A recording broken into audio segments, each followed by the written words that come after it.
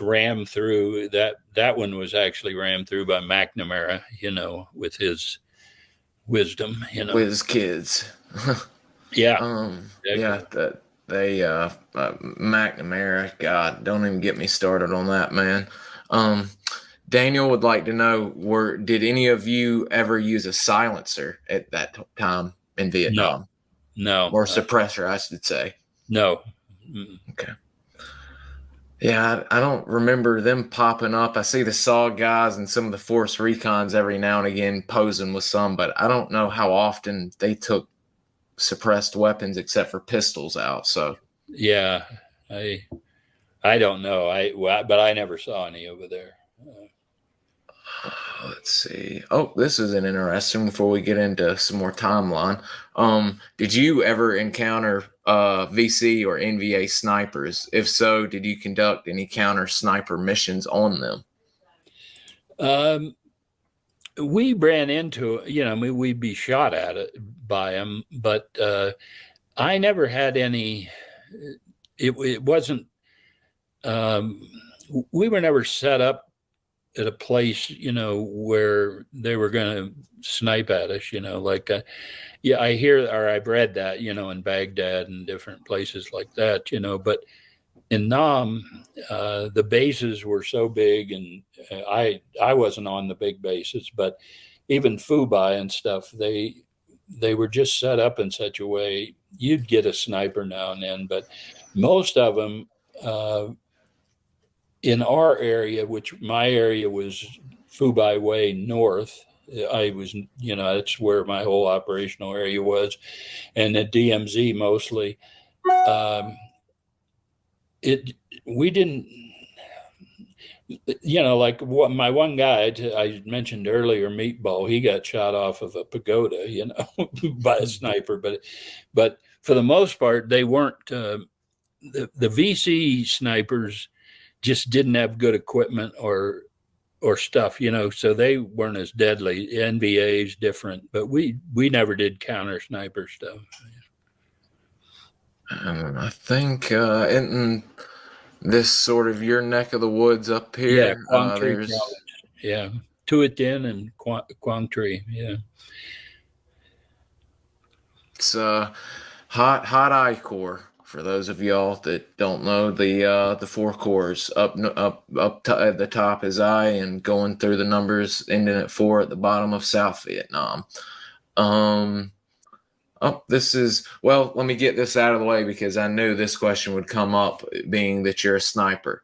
Did you know, or did you ever meet Carlos Hathcock?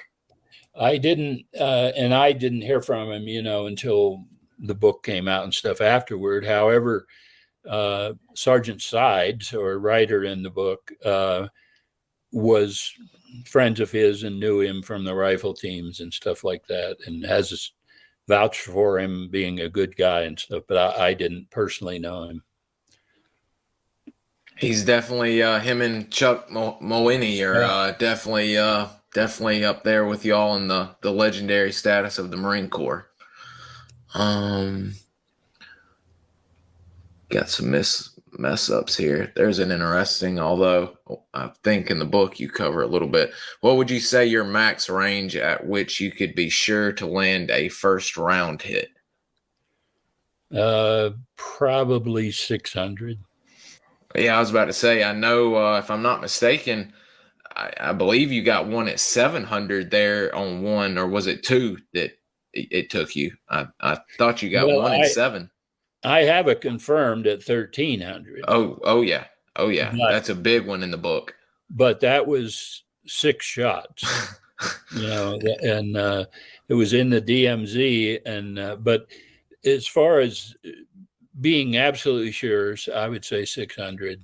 You can do more than that, but it depends a lot on wind and weather and heat, and how well you were positioned, and stuff like that. But I think 6 is probably we were pretty good at 600. And but the 1,300 meter one was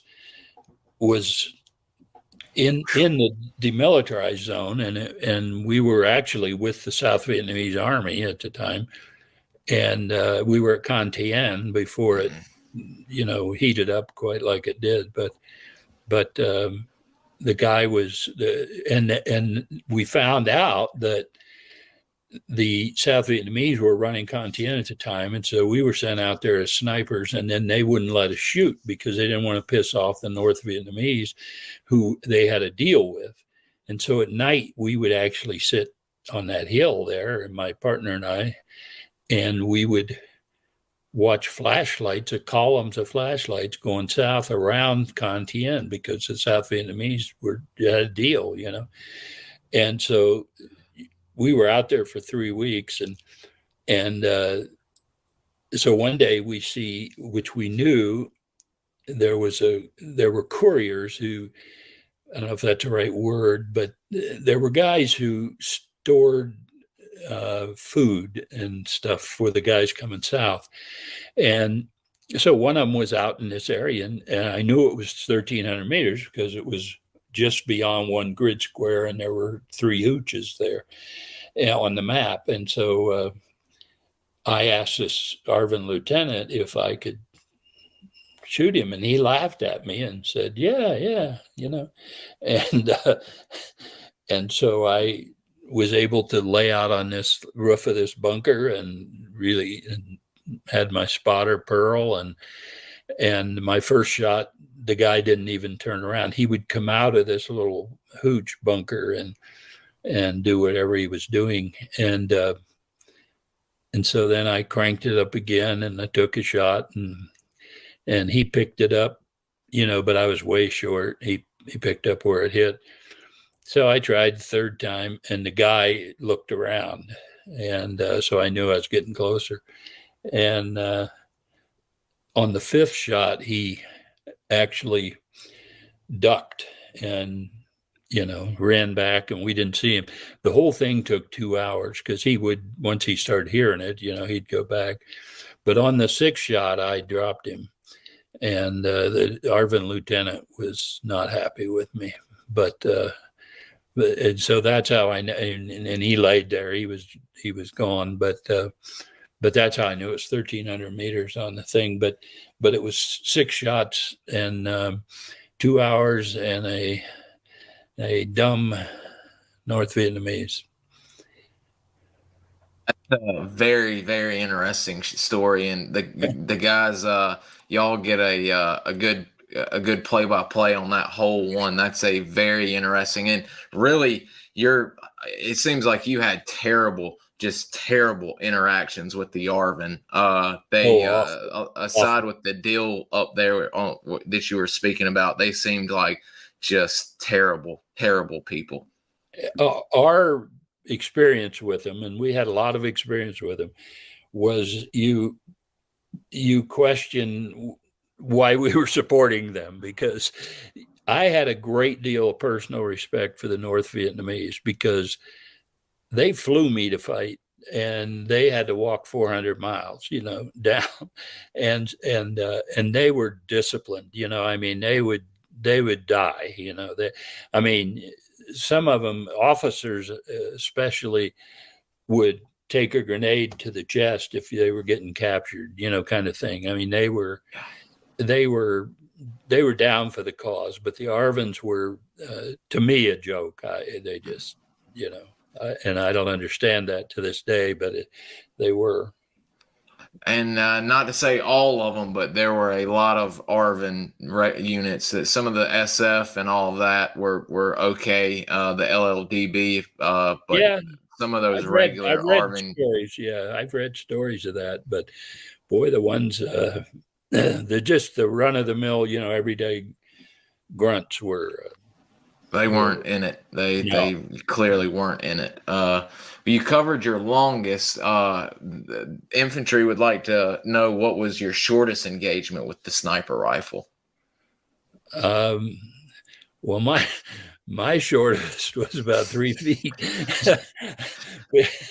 because I had an armorer.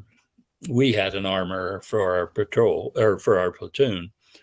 And he was a Hawaiian guy, and he was a good guy. He was staff sergeant, Marine Rifle Team, all that.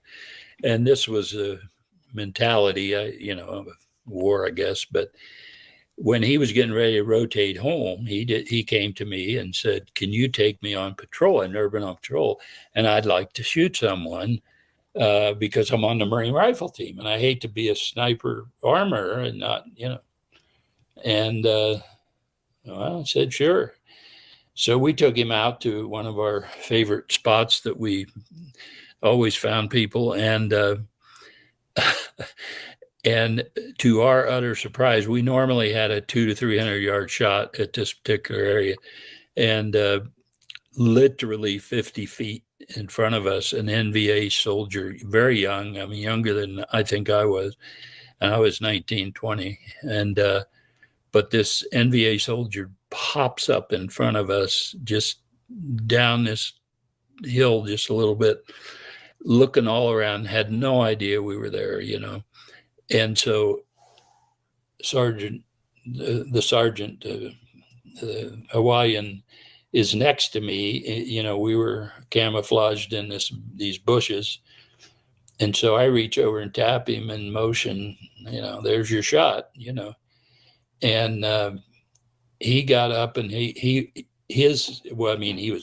didn't stand up, but I mean, he got his rifle to the ready and from a sitting position, and he was shaking, and I hit him again, and because this guy's just looking around, and he just couldn't be by himself, I mean, he was in uniform, had an AK, and so the second time, any rate, Sergeant Armour, he shoots, and it turned out he hit him in the leg, and the guy goes down and on his back, and he's yelling in Vietnamese, and I'm envisioning 20 guys running up over that hill, and we're toast because there was 5 of us, and so I just motioned for 2 of my guys to cover me, and I just ran down,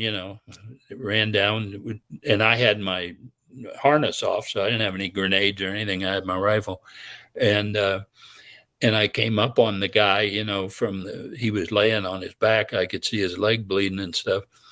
And, to shorten the story, the end of the story is I got right to his feet, and I've got the drop on him. He's laying on his back, and he grabs his AK and pulled it up and pulled the trigger, and it didn't fire. So I shot him, but he would have got me if that baby would have fired. He